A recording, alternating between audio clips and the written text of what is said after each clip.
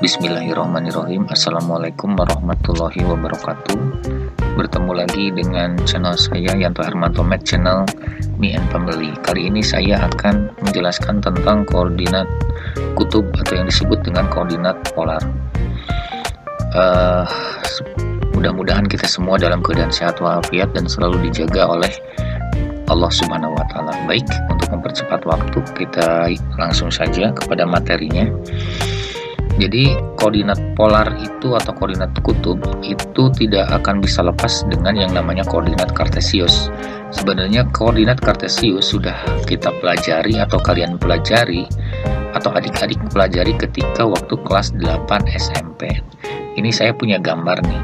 Di gambar yang ini gitu, ini terdiri dari sumbu X yang datar dan sumbu Y yang tegak. Sumbu X ini kita sebut sebagai absis dan sumbu Y ini yang tegak kita sebut sebagai ordinat.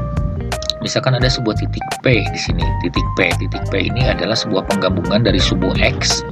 Ini nilainya X yang sebetulnya angka tapi di sini masih X. Misalkan ini yang depan kita sebagai sumbu X dan Y-nya yang sini, yang tegaknya. Kemudian koordinat P itu adalah gabungan dari X dan Y yang sebetulnya nanti adalah sebuah angka.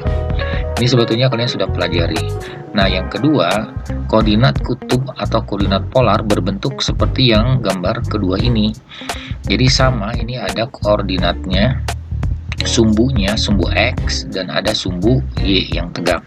Kemudian, bedanya koordinat polar ini itu terdiri dari sebuah sudut. Di sini saya tulis ini alfa. Sebetulnya bisa saja beta, gamma, atau huruf-huruf yang lain yang bisa mewakili sudut tersebut. Kemudian di koordinat kutub juga itu yang membedakan adalah di sini adalah garisnya, garis sisi miring di sini nih, garis miring. Sehingga kalau kita nyatakan dalam sebuah koordinat kutub, misalkan P itu R, alfa, artinya apa? Dari titik ini, nah biasanya titik 0,0 tapi tidak selalu 0,0, itu adalah berjarak R. Jadi berjarak itu bisa 10 cm, 5 cm, atau 100 mm. Misalkan ini R, jaraknya dari titik ini ke titik ini adalah R. Dengan sudut alfa, dengan sudutnya berapa? Misalkan 30, 15, misalkan yang gampang saja, misalkan begini. Misalkan R ini panjangnya adalah 10. Berarti kita mulai dari titik ini, dari awal ini kita hitung 10. Nah, dengan besar sudut 30, misalkan alfa ini 30. Nah, berarti sudutnya 30, kita tentukan dulu kemiringannya, baru panjangnya adalah 10. Dapatlah misalkan titik yang ini. Jadi itu yang membedakan ya. Jadi kalau koordinat kartesius itu kita hanya tentukan nilai X-nya berapa dan Y-nya berapa, kemudian kita langsung plot atau tentukan titiknya. Tetapi untuk koordinat kutub atau polar itu kita tentukan panjangnya dan sudutnya berapa. Nah, di sini kita mencari hubungan antara koordinat kartesius dan koordinat kutub itu dari gambar didapatkan. Kalau kita lihat gambar yang kedua ini, bahwa kita perhatikan yang segitiga yang ini itu ada sudut alfa, ada R kita sebut sebagai sisi miring, kemudian ada garis yang tegak, ini adalah sama dengan titik ini menuju ke sini, yaitu sebesar Y, dan yang datarnya itu dari titik ini ke titik yang ini kita sebut sebagai X. Berarti kosinus alfa, ini kosinus alfa, kita sudah tahu bahwa kosinus itu adalah hubungan antara datar dengan miring. Berarti datarnya itu kebetulan di sini adalah X, dari titik ini ke sini berarti datar X dibagi miringnya mana? Miringnya yang ini, R. Berarti kosinus alfa sama dengan X harus dibagi dengan R, sehingga kalau kita ingin mencari X dari sini, nah ini X, berarti kita harus pindahkan yang R di bawah ini, yaitu kita harus kali silang atau posisinya berubah. Kalau kita pindahkan ke ruas yang lain, dari R di bawah kita jadikan R di atas, sehingga X sama dengan X-nya sudah sendiri di sini sama dengan R-nya naik ke atas, berarti R dikali cos alfa. Itu hubungan yang pertama. Kemudian yang kedua, sin alfa sama, kita perhatikan segitiga yang ini dari gambar kedua. Sinus itu adalah hubungan antara depan dibagi sisi miring. Nah, yang ini sisi miring. Sehingga dari alfa ini, sudut ini, depannya adalah panjang ini. Panjang ini sama dengan panjang garis Y. Berarti Y ini tingginya Y dibagi sisi miringnya adalah R. Sehingga kita tulis Y per R. Sama seperti tadi, kita cari yang ininya, Y-nya. Cari yang Y-nya. Sehingga R-nya yang di bawah ini kita naik ke atas karena posisinya di bawah, sehingga Y sama dengan R dikali sinus alfa. Kemudian dari segitiga ini juga kita bisa menentukan tangen alfa. Tangen itu adalah hubungan antara depan, ini depan dengan datar, sehingga karena depannya itu adalah Y dan datarnya X, sehingga tangen itu sama dengan Y per X, sehingga tangen alfa sama dengan Y per X. Bagaimana sih kalau kita mencari alfanya? Alfanya itu sudut. Misalkan di sini saya kasih contoh, misalkan misalkan tangen 45, tangen alfa itu sama dengan nilainya 45. Ini hasil dari sini misalkan 45. Berarti alfa itu adalah berapakah nilai dari tangen yang nilainya itu 45. Maaf. Berarti berapakah misalkan tangen alfa itu nilainya adalah 1. Maaf. Tangen alfa itu nilainya adalah 1. Berarti kalau alfanya berapa? Berarti alfanya kalian cari.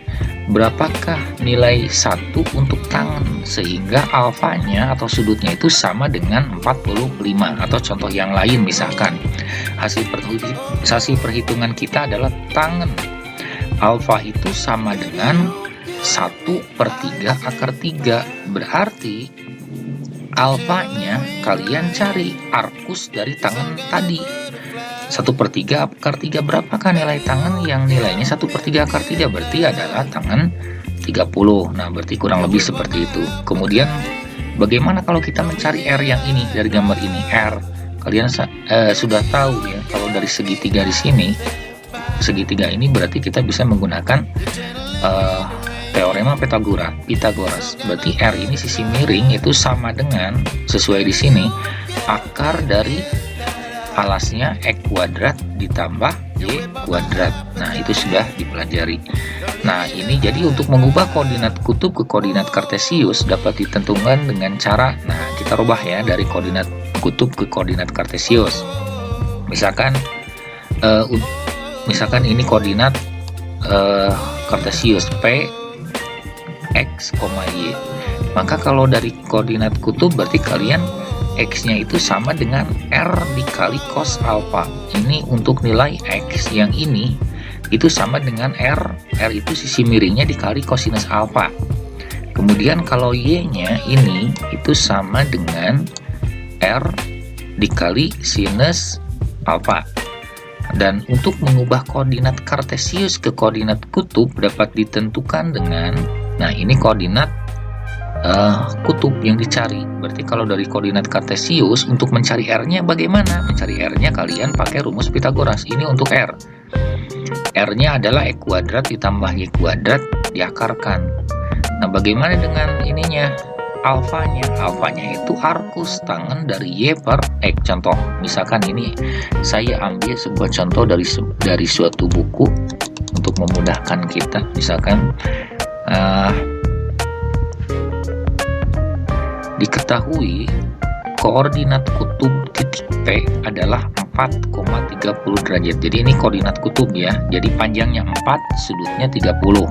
Tentukan koordinat kartesius. Nah, kalau mencari koordinat kartesius berarti kalian mencari X-nya berapa, Y-nya berapa. Karena koordinat kartesius itu adalah kombinasi X dan Y. Berarti X sama dengan R dikalikan kosinus alpha. Sama dengan R-nya mana? R-nya ini 4. Berarti 4 dikali kosinus alpha. Alfanya mana? Alfanya sudutnya 30. Alpha itu sudut. Berarti cos alpha artinya cos 30. Nah, kita buka. Berarti 4 di sini dikali cos 30 itu adalah dari sudut istimewa nilainya 1/2 akar 3. Sehingga 4 kali 1 adalah 4 per 2, artinya dibagi 2, 4 dibagi 2 hasilnya 2. Akar 3, kenapa tidak bisa dikalikan 2 dengan akar 3? Tidak bisa, karena 2 ini adalah bukan bentuk akar dan akar 3 merupakan bentuk akar, sehingga kita tidak bisa kalikan. Nah, untuk Y-nya, Y sama dengan, berarti kalian harus kalikan R ini dengan sin. Sin mana? Sinnya sin alfa. Alfanya ini 30, berarti sama R-nya 4 dikali sinus 30 sama dengan 4.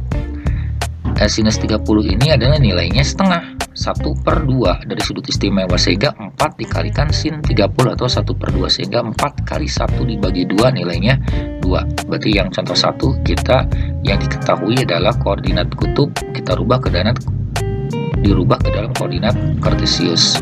Sekarang kebalikannya, misalkan nyatakan koordinat titik A, berarti ini koordinat kartesius min 2,2 dalam koordinat kutub. Jadi koordinat kartesius dirubah ke kutub, berarti kebalikan dari yang tadi. Kalian cari R-nya berapa, alfanya berapa. Misalkan A itu min 2,2, X-nya min 2, Y-nya 2. Ini seperti ini sudah ketahuan kan, berarti titik A terletak pada kuadran 2. Tapi sebetulnya kalau tangan itu kan, tangan itu nilainya di kuadran 1 positif, kuadran 2 negatif, kuadran 3 positif, kuadran 4 negatif, bisa di kuadran 2 atau 4. Nah, misalkan kita tentukan di kuadran 2. Berarti R, kalian cari R. R ini adalah akar dari, karena mencari sisi miring kan, berarti akar dari X kuadrat dan Y kuadrat. X kuadrat ditambah Y kuadrat. Min 2 dipangkatkan 2 ditambah 2 pangkatkan 2 sama dengan, nah min 2 dipangkatkan 2 itu min 2 kali min 2 sama dengan 4. Jadi karena negatif kali negatif itu hasilnya positif, berarti ini dikuadratkan 4 ditambah 2 pangkat 2 juga atau 2 kuadrat sama 4. Berarti 4 tambah 4 sama dengan akar dari 8. Kenapa ini bisa jadi 2 akar 2? Karena akar 8 ini sama dengan perkalian akar 4 dikali akar 2. Akar 4 kita bisa buka menjadi 2, sehingga 2 akar 2. Kemudian kita cari sudutnya. Tangen alfa sama dengan Y per X. Y-nya 2, X-nya min 2, sehingga hasilnya min 1. Nah, sebetulnya kalau di kuadran 1 gampang. 1, berapakah ketika nilainya 1, tangan itu sudutnya berapa? Artinya sudutnya 45 kan, tapi di sini negatif. Ini di kuadran 2 sudah ditentukan. Berarti di kuadran 2 itu berarti kalian tinggal kurangkan 180 dikurangi 45, hasilnya 135 derajat. Jadi koordinat kutub A yang dimaksud itu adalah R-nya 2 akar 2 dan alfanya sudutnya 135 derajat. Terima kasih atas perhatiannya, mudah-mudahan bermanfaat buat kita semua. Wassalamualaikum warahmatullahi wabarakatuh.